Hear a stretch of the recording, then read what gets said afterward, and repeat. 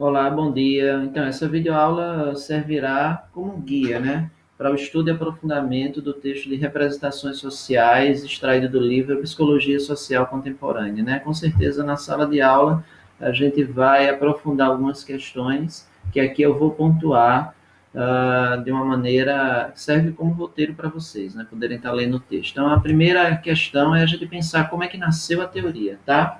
Primeiro, o uso do conceito que se tem datado é justamente o estudo sobre a representação social da psicanálise, né, do próprio Sérgio Moscovici. Então, a ideia seria pensar um pouco como é que a psicanálise, tá, ao sair dos grupos fechados especializados, foi ressignificada pelos grupos populares que até então não tinha contato, né? Então, uma das questões que é principal e que a gente vem discutindo ao longo, tá, do nosso semestre, das nossas aulas, é que o próprio Moscovici, tá, ele desenvolve o estudo das representações sociais, né, principalmente em relação a uma crítica aos pressupostos que estavam tão fortalecidos na época, que eram os pressupostos positivistas e funcionalistas das demais teorias, principalmente quando a psicologia, tá, ela adentra no território norte-americano e ela ganha esse caráter naturalista, tá? Então tá aí essa figura simpática que é o Sérgio Moscovici. Bem, no Brasil, o interesse pela teoria, tá, da representação social iniciou no final da década de 70 e teve uma estreita relação com o desenvolvimento da psicologia social, justamente com essa postura crítica norte-americana, tá? Então aí a gente pode reforçar um pouco, né, diante dessa perspectiva e dessa crítica a uma psicologia cognitivista, individualista, funcional e naturalizante da psicologia norte-americana, né? E aí a gente com esse rápido nascimento, tá, da teoria das representações sociais, a gente pode pensar em alguns conceitos, né? Alguns conceitos iniciais. O que que é realmente a representação social? Bem, são teorias sobre saberes populares e do senso comum, elaboradas e partilhadas coletivamente, com a finalidade de construir e interpretar a realidade das pessoas, a realidade vivencial das pessoas. Como é que as pessoas atribuem determinados valores, determinados reconhecimentos em relação aos objetos externos e que esse reconhecimento ele é compartilhado, tá, diante da comunidade, do território, né, da população, das relações que esses seres vivem. Bem, são dinâmicas, pois levam os indivíduos a produzir comportamentos e interações com o meio, logicamente modifica tanto o meio como também esses seres humanos, né, esses sujeitos, tá? E aí há três níveis de discussão, né? Tem o nível fenomenológico, tá? Que é justamente o objeto de investigação, e será o nosso objeto de investigação aqui, são os fenômenos que acontecem externo, né, do ser humano. O nível teórico, que é o conjunto de definições conceituais e metodológicas, construtos, generalizações e proposições referentes à representação social, é o que a gente vai estudar aqui na nossa disciplina também.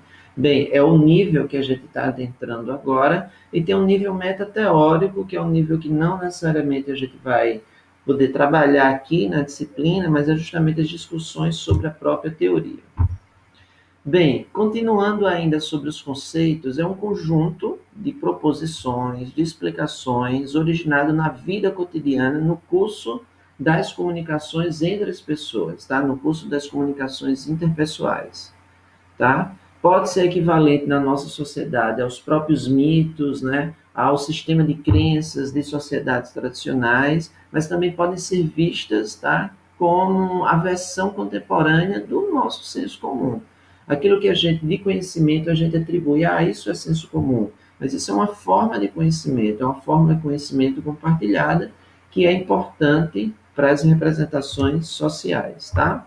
E logo, é uma forma de conhecimento socialmente elaborada e partilhada, tá? As representações sociais, tendo uma visão prática e concorrendo para a construção de uma realidade comum a um conjunto social. Então, são muitos elementos que compõem a noção, tá, de representação social. Há elementos dinâmicos, explicativos, tanto da realidade social, físico-cultural. também possui uma dimensão histórica e transformadora. Estão presentes os aspectos culturais, cognitivos, valorativos e, por que não dizer também, ideológicos. Toda a produção de ideia dos povos, dos grupos, das relações que as pessoas mantêm, tá, em relação a determinados contextos. E aí eu trouxe uma charge aqui que eu acho interessante, porque a sociedade como um todo ela tem uma representação social, por exemplo, em relação a algumas figuras. Aqui eu coloquei a figura da loucura, né? Então, há no cotidiano, né, uma certa forma de pensar sobre esses ditos loucos, né? Por que não pensar também o que eles acham em relação a essa sociedade? Então, um diz, vamos pular, e o outro diz, eu, hein? Do outro lado, só tem louco. Bem, continuando aqui em relação à parte conceitual, tá? Ao nível conceitual da representação social, estão sempre presentes a representação social, estão sempre presentes nos objetos e, logicamente, nos sujeitos. Por isso, elas sempre são relacionais e, portanto, sociais. Há uma interligação entre o processo da cognição, do afeto e ação, nesse processo da representação. E autores como a Jodelé, tá, identifica no ato de representar 5 características fundamentais. A primeira representa sempre um objeto, a segunda é a imagem, com isso pode alterar a sensação e a ideia, né, da percepção e, logicamente, o conceito. A terceira característica é que tem um caráter simbólico significante. A quarta característica tem um poder ativo, construtivo, e a quinta possui um caráter autônomo e generativo. Agora, após esses conceitos, essa sistematização do cotidiano, né, desse conhecimento que a gente chama de senso comum, para que estudamos as representações sociais? Qual a importância, principalmente para a psicologia social, estudar as representações sociais? Primeiro, inicialmente, é buscar conhecer o modo como um grupo humano constrói um conjunto de saberes, né? Então, você identifica aqueles saberes que determinada população tem, entende, tá? Como é que esses saberes foram construídos, né? Nessas relações interpessoais, em cada momento histórico, quais são os códigos culturais, as regras de determinada comunidade. E aí a gente pode pensar em uma determinada vantagem da teoria, que é a capacidade de descrever, mostrar a realidade, um fenômeno que existe, no qual muitas vezes não nos damos conta que, na verdade, os fenômenos que acontecem ao redor, nas nossas relações interpessoais, são fenômenos do cotidiano. E o ser humano tem uma tendência a naturalizar esses fenômenos. Então, a representação social, na verdade, problematiza esses fenômenos que até então nos parecem naturalizados. Logo, torna-se necessário estudar esse fenômeno para que se possa compreender e identificar como ele atua na motivação das pessoas ao fazer determinado tipo de escolha, por exemplo, né? Comprar, votar, agir, etc.